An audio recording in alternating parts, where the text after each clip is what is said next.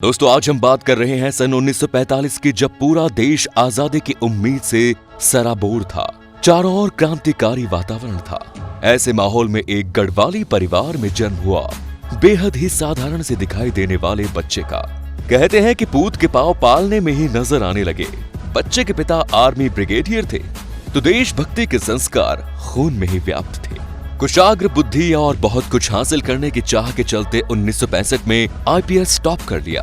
Kerala batch के IPS officer बने और 6 साल में ही वो मेडल हासिल कर लिया जो सबको 17 साल की ड्यूटी करने पर हासिल होता है। मन के भीतर तो देश के लिए कुछ करने की ख्वाहिश सुलग रही थी। उसी के चलते पाकिस्तान में जासूस के तौर पर तैनात हो गए और 1 नहीं 2 नहीं पूरे 6 साल वहां जासूसी करते रहे।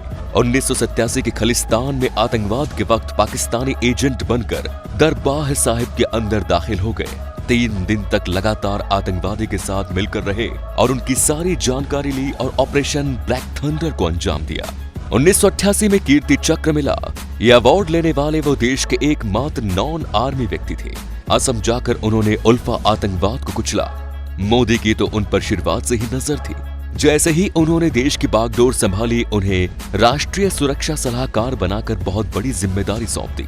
बलूचिस्तान में फिर से रॉ को एक्टिव किया और इस मुद्दे को अंतर्राष्ट्रीय मुद्दा करने के पीछे इस आधुनिक चाणक्य का ही दिमाग था।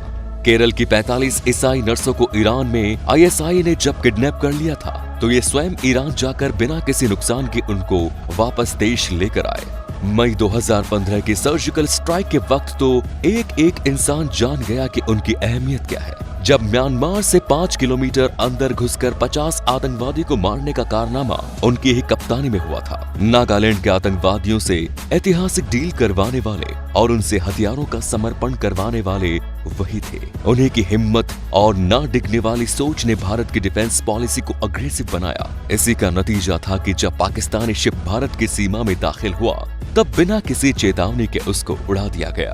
फिर आया इतिहास का वो सबसे बड़ा दिन। दिसंबर 2016 में पाकिस्तान की जमीन पर पहली बार सर्जिकल स्ट्राइक हुई। 3 किलोमीटर अंदर जाकर 40 आतंकवादियों और 9 पाकिस्तानी फौजियों को मारा। अपने किसी सैनिक को आंच तक नहीं आने दी। एयर स्ट्राइक में भी उनकी ही भूमिका रही। राइट विंग हिंदू संगठन विवेकानंद यूथ फोरम की स्थापना करने वाली भी वही है। इतिहास में कहानी है कि बाजीराव कि जो कहता था दिल्ली जीत सकता हूँ, और वर्तमान में उनका हौसला जो है वो कहते हैं कि इस्लामाबाद जीत सकता हूँ, और कोई नहीं, वो है मोदी जी के चाणक्य अजीत डोभाल।